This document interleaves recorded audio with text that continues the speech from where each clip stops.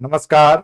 जय हिंद, जय भारत। प्यारे विद्यार्थियों, आप सभी लोगों का ढेर सारा स्वागत है खान ग्लोबल स्टडीज पर। मैं हूं कार्तिक सिंह और आज के इस एक बड़े ही इंपॉर्टेंट सेशन में बहुत ही इंपॉर्टेंट टॉपिक के बारे में करेंगे डिस्कस, जिसका नाम है सिलॉगिज्म यानी न्याय संगत। न्याय संगत के सवाल काफी सारे एग्जामिनेशंस में आते हैं, चाहे आप एसएससी की परीक्षा ले लें, चाहे रेलवे की परीक्षा ले लें, चाहे बैंकिंग की परीक्षा ले लें, या कोई भी ऐसा वनडे एग्जाम जहां रीजनिंग के सवाल पूछे जाते हैं, तर्क शक्ति के सवाल पूछे जाते हैं, वहां पर आपको न्याय संगत यानी सिलॉगिज्म के क्वेश्चन देखने को मिल जाएंगे। अब सिलॉग्स के क्वेश्चन को सॉल्व करने का बहुत सारा तरीका हो सकता है, जिसमें सबसे बेहतर तरीका माना जाता है कि किसी भी दिए हुए प्रश्न को वेन आरेख यानी वेन डायग्राम के हेल्प से बनाया जाए। और बहुत सारे स्टूडेंट्स इस प्रोसेस को फॉलो करते हुए प्रश्नों का जवाब देते हैं और उत्तर उसका सही सही निकालते हैं। लेकिन कभी कभार ऐसे भी प्रश्न होते हैं जिनमें आप वेन डायग्राम का इस्तेमाल किए बिना बहुत आसानी से और बहुत तेजी से उस प्रश्न का उत्तर दे सकते हैं, जिसको हम आम भाषा में शॉर्टकट कहते हैं। कि शॉर्टकट का इस्तेमाल करके भी सवालों का जवाब दिया जा सकता है। तो एक ऐसा ही मेथड है सिलॉगिज्म में, जिसमें आपको कम पेन चला के आंसर देने में हेल्प मिल सकती है, या फिर आप ऐसे कहिए कि ज्यादा कलम चलाए बिना आंसर आप दे पाएंगे प्रश्नों का। तो वो मेथड क्या है, जिसको हम लोग 150 मेथड से जानते हैं, 150 का मेथड। अब ये 150 के मेथड को थोड़ा सा समझ लेते हैं। लगातार सभी क्लासेस में सभी स्टूडेंट्स द्वारा ये एक रिक्वेस्ट थी कि सर 150 के नियम को बता देते तो थोड़ा जो ये सॉल्व होता है जब बोर्ड पे, तो ये क्लियर हो कि कैसे ये लग रहा है। तो मैं इसका बहुत ही बेसिक लेआउट एकदम लेमैन की तरह आपको बताऊंगा, जैसे मैं एज ए स्टूडेंट समझ पाता हूं इसको वैसे बताऊंगा, ताकि आप तक ये बात पहुंच पाए। तो इसका जो बेसिक कंसेप्ट है, जो मूल आधार है, वो आज मैं इस वीडियो में बताऊंगा। तो थोड़े देर तक आप आराम से सुन लीजिए, बड़ा ही क्लियर हो जाएगा ये। देखिए, सवाल को समझने के पहले, उसके कंसेप्ट को समझने के पहले आपको यह जानना होगा कि ये 150 कैसे हमको रखना है।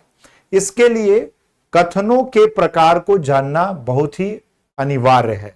अब देखिए, 4 प्रकार के कथन होते हैं हमारे पास, जिसको हम टाइप में डिस्ट्रीब्यूट कर देते हैं, ए, ई, आई, ओ, यू टाइप। जहां ए टाइप कहता है कि अगर सभी ए बी हैं, क्या है, सभी ए बी हैं, तो वहां मुझे 100 और 50 का डिस्ट्रीब्यूशन करना है। 100 का डिस्ट्रीब्यूशन मतलब हमें एक वैल्यू को 100 देना है, दूसरी वैल्यू को 50। आप इसको ऐसे भी कह सकते हैं। अब देखो, हम लोग गांव में खेला करते थे, अब पता नहीं आप लोग कितने लोग इस चीज को खेले हैं। पहले वो चमेली की माचिस आती थी, तो उसमें मैच बॉक्स जिसको आप अंग्रेजी में कहते हो, तो एक तरफ डार्क ग्रीन होता था और एक तरफ लाइट ग्रीन होता था, जिसपे पत्ता बना होता था, जिसपे लिखा होता चमेली। तो वो जो लाइट ग्रीन था उसको सैकी कहते थे, और जो डार्क ग्रीन यानी एकदम गाढ़ा हरा था उसको हम लोग कहते, उस पर आईएसआई का हॉलमार्क बना रहता था, तो उसको कहते थे हम लोग ये 50 है।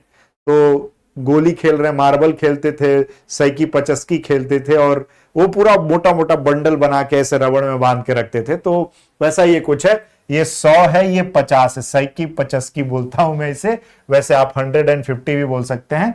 तो ये किसको कैसे डिस्ट्रीब्यूट होता है ए टाइप में। जब मैं कहता हूं कि सभी ए, तो मैं बात ए के बारे में करता हूं कि इसका पूरा का पूरा भाग बी में होगा। तो हम ए को 100 डिस्ट्रीब्यूट करते हैं, इसको फुल मार्क्स देते हैं। लेकिन बी को हम फुल मार्क्स नहीं, 50 मार्क देते हैं, 50 ही इसको डिस्ट्रीब्यूट किया जाता है, क्योंकि इसमें यह हमें नहीं पता होता है कि सारा बी ए में जाएगा। तो इसलिए कहते हैं कि 100 मार्क्स ए को मिल गए, 50 मार्क्स बी को मिल गए, सैकी 50। ए डिस्ट्रीब्यूशन है, यानी जब भी सभी शब्द का इस्तेमाल हो, यह सकारात्मक कथन है, इसको भी सकारात्मक कथन कहते हैं, ये नकारात्मक कथनों के टाइप हैं। तो जब भी सकारात्मक कथन में सभी आए, पहले पे 100, दूसरे पर 50 डिस्ट्रीब्यूशन होता है। इसी तरीके से ई टाइप है, ई टाइप कहता है 50-50 का डिस्ट्रीब्यूशन, कुछ और कुछ, 50 की, क्योंकि कुछ जब बोलते हैं तो हम 100 के बारे में नहीं बता सकते, हम 50-50 मोड में होते हो, 50% जाएगा 50% जाएगा कि नहीं ये नहीं जानते। तो इस केस में कहते हैं कि कुछ का मतलब होता है 50 की 50 की, 50 पहले वाले को 50 दूसरे वाले को दिया जाता है। आई टाइप कहता है कि अगर कोई ऐसा निगेटिव यानी नकारात्मक कथन है जिसमें नो लिखा हो, यानी कोई ए बी नहीं है लिखा हो, तो ये 100% दोनों तरफ से बात क्लियर होती है कि कोई ए बी में नहीं होगा, कोई बी ए में भी नहीं होगा। इसलिए दोनों को 100-100 का डिस्ट्रीब्यूशन मिल जाता है, इसके भी पास 100 और इसके पास भी 100 का डिस्ट्रीब्यूशन हो गया मार्क्स का, दोनों के पास 100-100 नंबर हो गए। और अगर ओ टाइप में बात करें, नकारात्मक ही है लेकिन इसमें कुछ ए बी नहीं है, तो ए का तो 50% श्योरिटी रहेगा, बी पर 100% रहेगा कि बी का आइडिया नहीं है इधर कुछ भी हमको, तो इस पे 50 ए पे डिस्ट्रीब्यूट हो जाता है और बी पर 100 डिस्ट्रीब्यूट हो जाता है, तो ए के पास 50 और बी के पास 100 मार्क्स हो गए ऐसे। तो ये नंबर का डिस्ट्रीब्यूशन क्लियर हो गया आपको कि कब 100-50 रखना है, कब 50-50 रखना है, कब 100-100 रखना है और कब 50-100। यही 4 टाइप के रहते हैं कथन और इसी पर हमें इन संख्याओं का 100-50 का डिस्ट्रीब्यूशन करना होता है। एक बार ये आप समझ गए तो लगभग 50% काम तमाम हो गया इस 100-50 मेथड का। इसके बाद कुछ इंपॉर्टेंट नोट हैं वो आपको समझने हैं और फिर आप उसी को अप्लाई कर देंगे सवाल में। सबसे पहले तो ये जानना है कि कितने तरीके के हमारे पास कथन हैं और उससे क्या क्या निष्कर्ष निकलेंगे। तो अभी मैंने आपको बताया सकारात्मक और नकारात्मक कथन होते हैं। जैसे मैं बोलूंगा सभी ए बी है ना, अभी था ना पीछे, तो ये एक सकारात्मक कथन है। क्या है? सकारात्मक कथन है। हमेशा याद रखिएगा किसी भी सकारात्मक कथन से कोई नकारात्मक निष्कर्ष आप निश्चित रूप से नहीं निकाल सकते। तो सकारात्मक कथनों से सकारात्मक ही निष्कर्ष निकलते हैं, नकारात्मक निष्कर्ष नहीं निकलते। क्या बोला मैंने? सकारात्मक कथनों से नकारात्मक निष्कर्ष नहीं निकलते, सकारात्मक निष्कर्ष ही निश्चित रूप से निकलते हैं। ठीक है। उसी प्रकार नकारात्मक कथनों से, जैसे कह दिया कोई बी सी नहीं है, तो ये एक नकारात्मक कथन है। और नकारात्मक कथनों से कभी भी सकारात्मक निष्कर्ष नहीं निकलेगा, नकारात्मक निष्कर्ष ही निकल सकता है। तो सकारात्मक कथन हमेशा सकारात्मक निष्कर्ष देगा। Positive statements gives positive conclusions. नकारात्मक कथन नकारात्मक निष्कर्ष निकालेगा। Negative statement gives negative conclusions.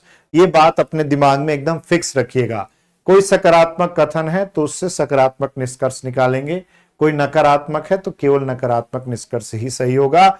उसके नकारात्मक कथन के सकारात्मक पहलू को नहीं देखना है आपको कि सर इसमें कुछ पॉजिटिव हो जाएगा क्या, नहीं। जो निगेटिव है उसमें निगेटिव चीज सही होगी, पॉजिटिव है तो पॉजिटिव चीज सही होगी, ऐसे ये सोचना है। ये एक नोट अपने माइंड में रखिए आप। इसके बाद 2 तरीके से निष्कर्ष आपको दिए जाएंगे जिनका आपको उत्तर देना होता है प्रश्न में। क्या होता है ये निष्कर्ष, जरा मैं आपको हेल्प लेके एक एग्जाम्पल से बताता हूं, इसके बाद इस पर आएंगे। तो जरा ध्यान से देखिएगा, पॉइंट को समझिएगा। जैसे लेट सपोज एक कथन दिया हुआ है, सभी पेन लाल हैं। ठीक है, पहला। और फिर कहता है कुछ पेन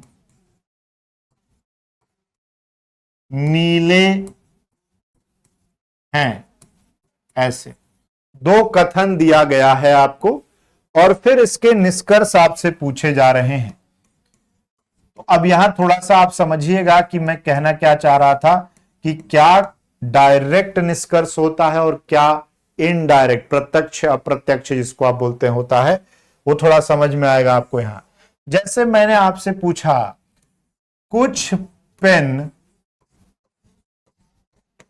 लाल हैं, क्या है, कुछ पेन लाल हैं, तो आप इस निष्कर्ष में जो ये दो आपको सब्जेक्ट और प्रेडिकेट बोलते हैं इसको हम लोग, अगर इनको आप देखें या एलिमेंट ही बोल लीजिए, जो ये दो एलिमेंट हैं अगर आपको एक ही कथन में मिल रहा है, जैसे इसमें ही पेन है इसमें ही लाल है, तो ऐसे निष्कर्ष को हम लोग क्या बोलते हैं कि ये प्रत्यक्ष रूप से यानी कि डायरेक्ट कंक्लूजन है। सीधे सीधे एक ही कथन से जो निष्कर्ष निकल जाए उसको हम लोग डायरेक्ट क्या बोलते हैं, निष्कर्ष या कंक्लूजन बोलते हैं, कि एक ही कथन से क्या हो जा रहा है, निकलकर आ जा रहा है, एक ही कथन से निकलकर आ जा रहा है, ऐसे। ठीक है। अब अगर मैं बात करूं ऐसे निष्कर्षों की, जैसे यहां पर है कि कुछ लाल नीले हैं, क्या है, कुछ लाल नीले हैं, तो अब आप देखिए पाएंगे कि लाल इसमें है नीला इसमें है, इसी में लाल और नीला नहीं है, यानी कि एक से ज्यादा कथनों को जोड़कर हम ये निष्कर्ष ढूंढ रहे हैं। जब ऐसे निष्कर्ष हो जो किसी एक ही कथन में ना हो, एक से ज्यादा कथन में हो, जैसे दो कथन से ये निष्कर्ष निकल रहा है, तो ऐसे निष्कर्षों को हम लोग इनडायरेक्ट यानी अप्रत्यक्ष निष्कर्ष भी बोलते हैं। क्या बोलते हैं, अप्रत्यक्ष निष्कर्ष। ये तो ये हो गया हमारा डायरेक्ट निष्कर्ष, जिसका मीनिंग होगा कि कथन के दिए हुए ही एलिमेंट निष्कर्ष में हो, एक ही कथन के, तो इसको हम बोलेंगे प्रत्यक्ष रूप से पूछा गया निष्कर्ष है। ये अप्रत्यक्ष रूप से एक से ज्यादा कथनों में ये दोनों गिवन हैं, इनको हमें बताना है कि इसका आंसर क्या होगा, तो ऐसे प्रश्न में दिए हुए निष्कर्षों को इनडायरेक्ट या अप्रत्यक्ष निष्कर्ष बोला जाता है। तो इन दोनों निष्कर्षों के बीच का अंतर अगर आपको पता चल गया तो यही यहां पर लिखा हुआ है कि प्रत्यक्ष निष्कर्ष क्या होता है, जिसके उत्तर के लिए केवल एक ही निष्कर्ष कथन की आवश्यकता हो, यानी कि एक ही निष्कर्ष कथन में हमें मतलब एक ही कथन से निष्कर्ष निकल आए, और दूसरा जिसके उत्तर के लिए एक से अधिक निष्कर्ष कथन की आवश्यकता हो। मुझे एक से अधिक निष्कर्ष कथन अगर देखने पड़े तो फिर वो क्या हो जाएगा, मेरा अप्रत्यक्ष निष्कर्ष हो जाएगा, इस तरीके से।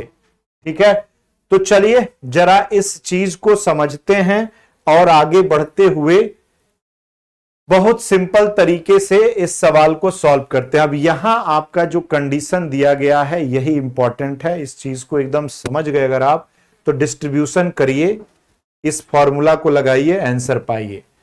क्या लिखा है कि दोनों निष्कर्षों में कम से कम एक पद समान होना चाहिए। कहने का तात्पर्य है कि अगर आप दिए हुए दो कथनों में जो भी एलिमेंट है जो देख रहे हैं और उससे जो निष्कर्ष पूछा जा रहा है, जैसे सी और बी के बारे में पूछा जा रहा है, तो इन दोनों कथन में एक एलिमेंट कॉमन होना चाहिए। जैसे यहां ए है, यहां भी ए है, एक एलिमेंट 100% कॉमन होना चाहिए। चलिए कॉमन है, कंडीशन नंबर 1। और दूसरा कंडीशन है कि जो सामान्य यानी कि जो एक जैसा एलिमेंट मिला है उस पर किसी एक पर 100 होना चाहिए, यानी 100 यहां पर हो चाहे 100 यहां पर हो, किसी एक पर 100 जरूर होना चाहिए। दो कंडीशन है।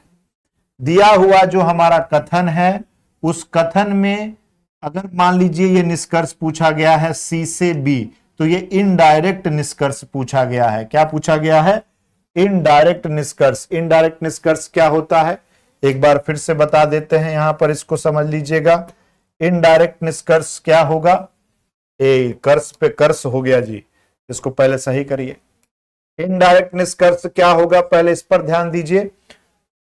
वो निष्कर्ष जो दो कथनों से निकल कर आए, जैसे लाल नीला, लाल इसमें है नीला है, तो ये कहलाता है इनडायरेक्ट निष्कर्ष। डायरेक्ट क्या है, ये जो एक ही कथन से निकाला जाए। तो जैसे इस प्रश्न में अगर आप देखोगे तो आप पाओगे कि दो कथन दिए गए हैं, एक निष्कर्ष पूछा जा रहा है। जो निष्कर्ष में एलिमेंट हैं हमारे पास सी और बी, वो हमारे दो कथन से आ रहे हैं। यानी ये जो निष्कर्ष है ये क्या है, इनडायरेक्ट निष्कर्ष है। क्या हुआ, इनडायरेक्ट निष्कर्ष हुआ। ठीक, इनडायरेक्ट निष्कर्ष हो गया। अब इसको निकालने के लिए कंडीशन दो है। क्या पहला कंडीशन है कि अगर मुझे एक से ज्यादा कथनों से निष्कर्ष निकालने हैं तो पहले ढूंढना है कि इनमें कोई एक एलिमेंट कॉमन है कि नहीं। अगर एक भी एलिमेंट कॉमन नहीं है तो निष्कर्ष नहीं निकलेगा। कॉमन है तो दूसरा कंडीशन लगाना है, शर्त फॉलो करनी है, क्या कि किसी एक पर 100 होना चाहिए। तो डिस्ट्रीब्यूशन करते हैं, तो अभी हम बताए थे कि सभी होगा तो पहला पे 100, दूसरा पे 50, पहला पे 100, दूसरा पे 50, ये हो गया डिस्ट्रीब्यूशन 100-50 का। अब मुझे देखना है कि कॉमन जो ए है क्या उस पर किसी एक पर 50 है, 100 है। तो देखिए इस ए पर 100 है ना, किसी एक पे 100 होना चाहिए। दोनों पे है अच्छी बात है, कम से कम एक पे तो होना ही चाहिए। हाजी सर है। अगर ये है तब मुझे ये देखना है कि मेरे निष्कर्ष में किस तरीके से डिस्ट्रीब्यूशन हुआ है। 100 और 50 का हुआ है।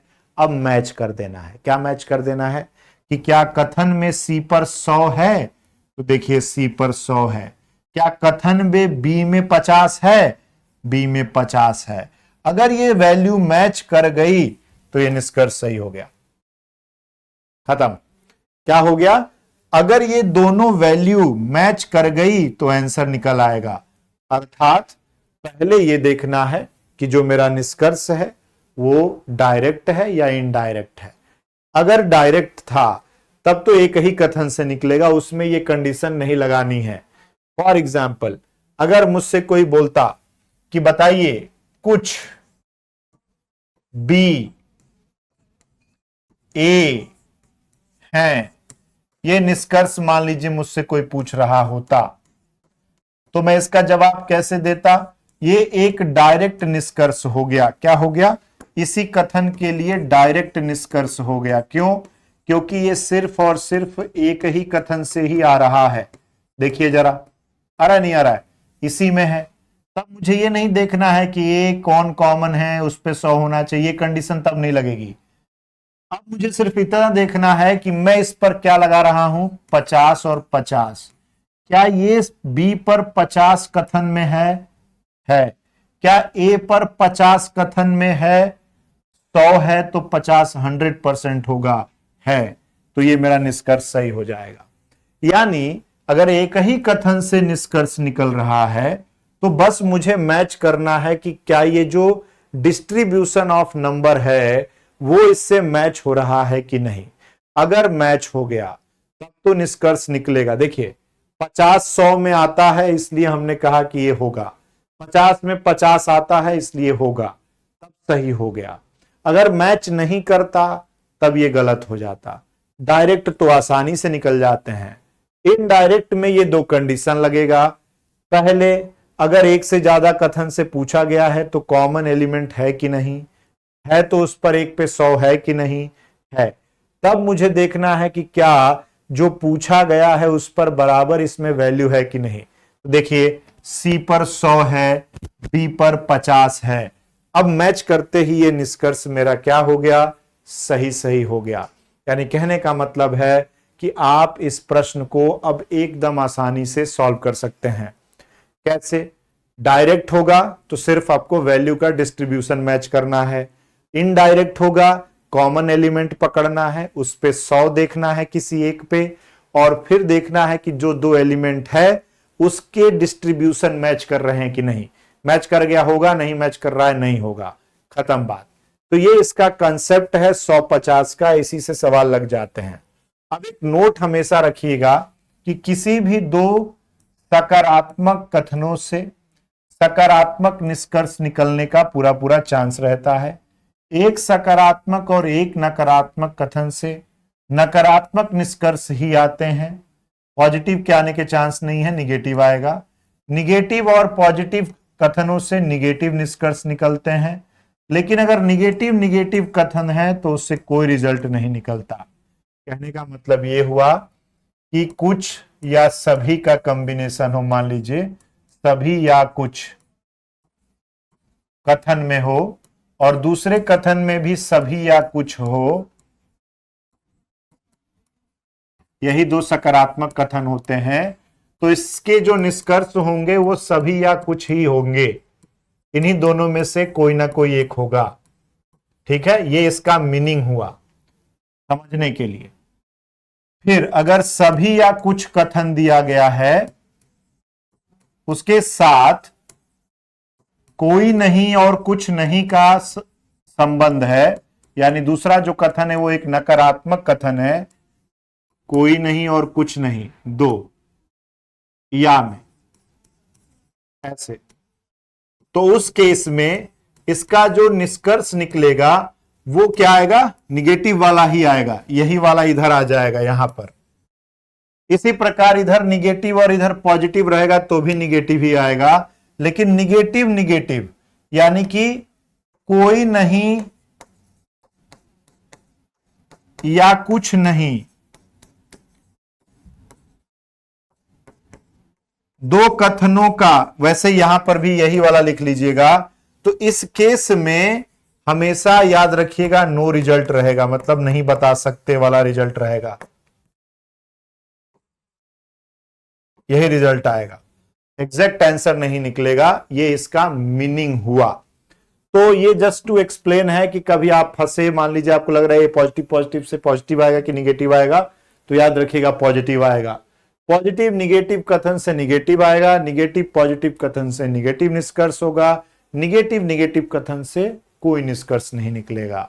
ठीक है, अब मैं आप लोगों को एक सवाल दे रहा हूं, यही कंडीशन को फॉलो करते हुए इसका उत्तर देके कमेंट में बताइएगा आप सब। कथन यहां पर लिख देता हूं मैं। पहला कथन होगा, चलिए यहीं से शुरू कर देते हैं, सभी लाल हरे हैं। दूसरा, कुछ हरा कर दीजिए, हरे से अच्छा रहेगा, हरा ही ठीक रहेगा। कुछ हरा पीला है।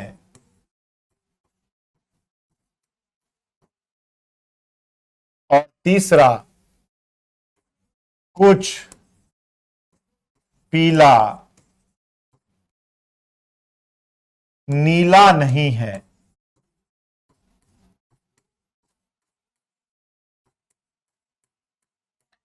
अब इसके निष्कर्ष लिख देता हूं और इसी का उत्तर आप लोग दीजिएगा कि कौन सा निष्कर्ष सही आ रहा है आप लोगों का। पहला निष्कर्ष है कुछ लाल पीला है और दूसरा सभी नीला पीला है। इस निष्कर्ष का जवाब बताइएगा कि इनमें से कौन सा आपके हिसाब से सही होगा।